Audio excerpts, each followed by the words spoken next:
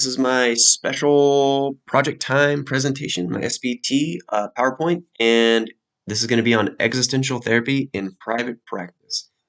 And my program evaluation is going to start right now. I'm Nick.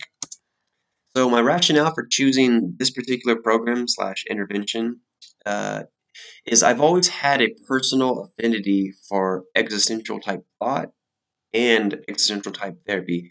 And even though I do think I'm gonna in the future use different mixes of intervention styles and techniques, my personal goal is to own a private practice and to take from the existential viewpoint and thought process.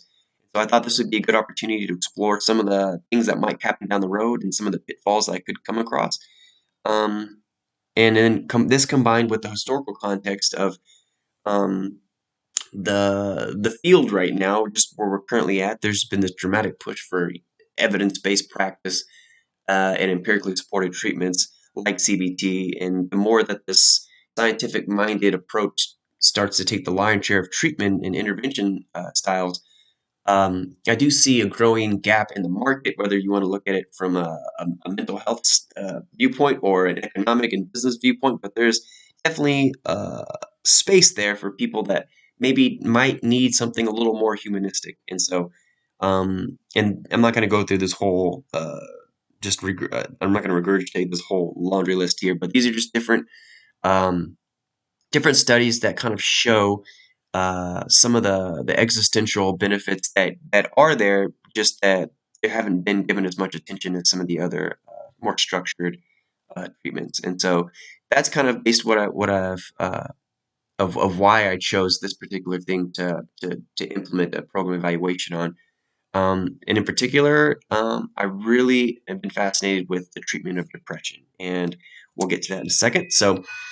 Uh, the program goals and objectives I want to evaluate are going to be: is this private practice's use of existential therapy effective at reducing depression symptoms in patients? In particular, I didn't write this down, but with working class families, background of socioeconomic status that's not super high class, but also not exactly in poverty, but some of that middle range, just people that live in the suburbs that are just having these quiet lives of desperation. Not that I'm there, but um, okay, so we have is it effective at moving individuals towards their goals? That's going to be one of the subsets that we're going to be understanding. And then finally, the first one was more of like, can we get rid of negatives? And then second two are more positive based, and it's, is it effective at creating happier or more meaningful lives in the patient? So these are the kind of the questions we're going to be doing. First and foremost is that first question, but the other ones are going to be on our radar. Now my evaluation plan. I was really drawn to this CIPP model from Stufflebeam. And there's a lot of different models out there that you can kind of use. And what I really liked about this is that it was less of a logic model, linear flow chart, and it was more of a cyclical process that was less about yes or no, did it happen or didn't happen, and more about okay, these are the goals. Can we get closer to it?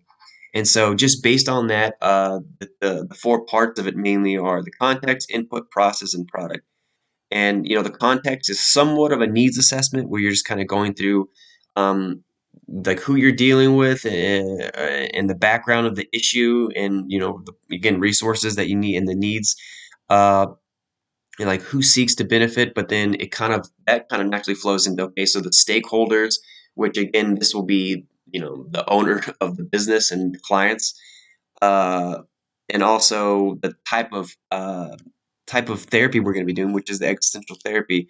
And those kind of again lead way to the process evaluation, which is how it's being implemented and how it's being measured, and that will lead into the results and whether or not we're getting getting the outcomes that we're trying to accomplish, and then that'll then feed our future goals and then input.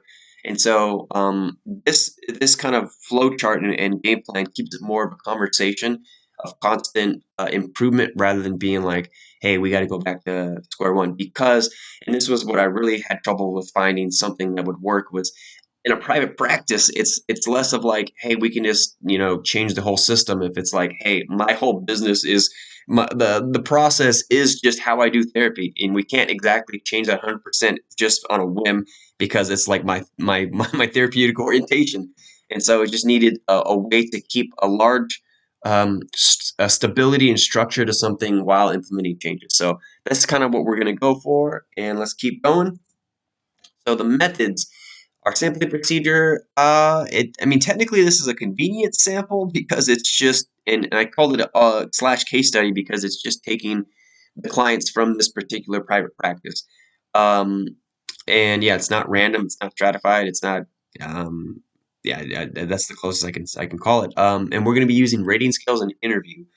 Uh, in particular, the instrument that I really have been drawn to was from Better Outcomes Now. It's this web-based company that offers a systematic measurement of data, and then it can like conglomerate it and scale it into graphs and show you the actual numbers over time.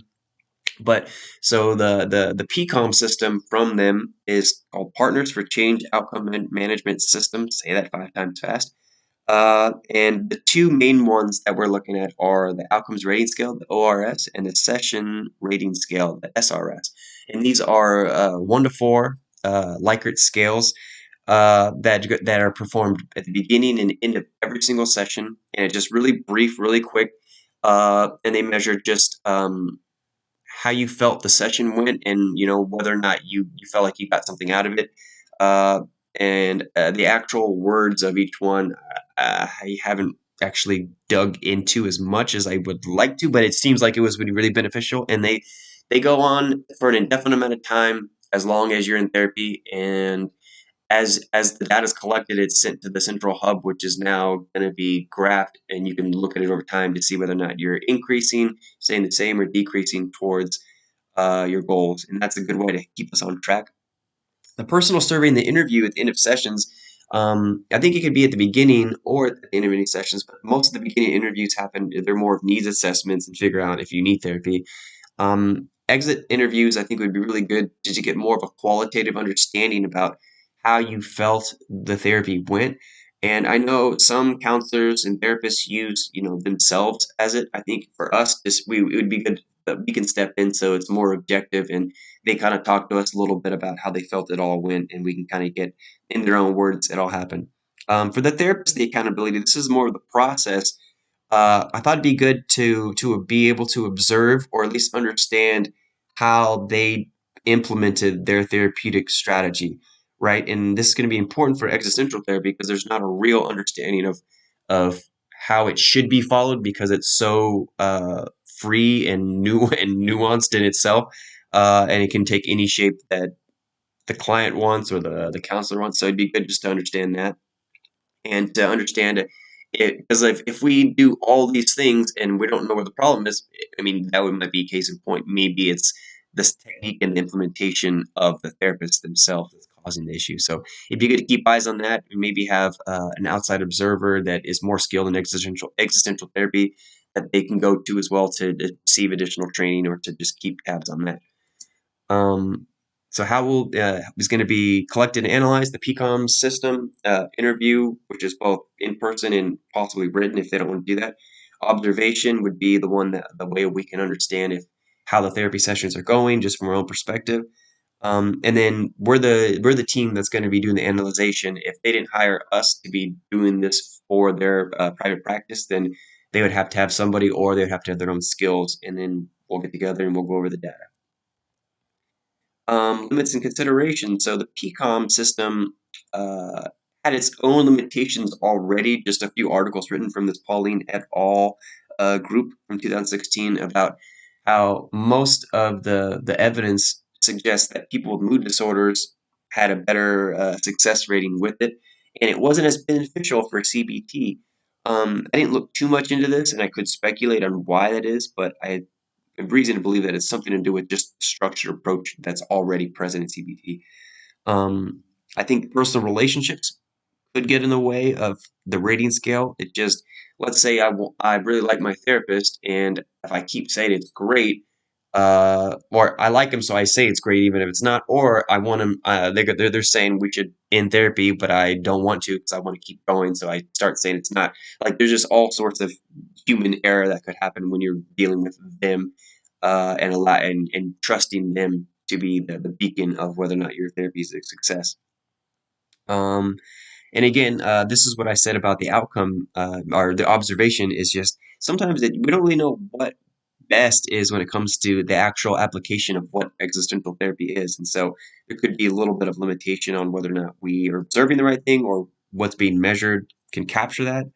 Um, and then if we're going to be using the PCOM system in even an interview or conversation that's written, uh, language barriers are always going to be something to be mindful of, just to make sure that if someone's going to be filling something out, they understand what it is they're reading. And in time, on top of that, just depending on who you're dealing with, especially members of the LGBTQ community, it's good to have inclusive language on the tablets and all the forms we use.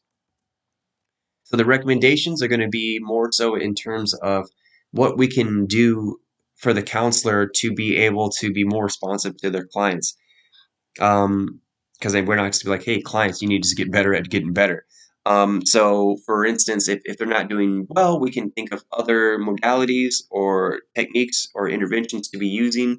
You draw more of an eclectic approach to their treatment. Uh, and on top of that, uh, if the more we measure, we might have to think that maybe their disorder or their issue is beyond what it is we're doing here. So maybe they might need some pharmacological intervention. Maybe they're dealing, bipolar or OCD, or maybe they have something that's super super chronic, that major depressive disorder that's resistant to psychotherapy treatments or other kind of treatments. So maybe they might need some CBT or mindfulness or somatic based interventions. And so that's just something that we can keep track of. Because if we're not making any headway, let's not waste their time, and it's ethically also wrong. The budget PCOM system itself in the tablet and the software is going to cost money. Forms for the interviews, time and energy doing the interviews, reading the softwares, and also if you don't have the understanding and the skills and you want to develop them and how to analyze data, that's going to take time. Um, Oh yeah, and or pay outside. I was like, what did I write there? It's like, oh yeah, or you're gonna have to pay an outside person like us and my team to go through and to give you uh, all the stuff. Way to end it. Oh yeah, there's a reference. Way to end it. Yeah, so that's the whole presentation, and essentially what the whole goal here is just to set a platform that can give individuals in private practice more accountability for their treatments and more confidence that what they're doing is actually helping their patients while also giving them the benefits of being able to use a therapy that's not as gridded as something like CBT. A little bit more freedom, but also a little more trust in the process. And that is the presentation.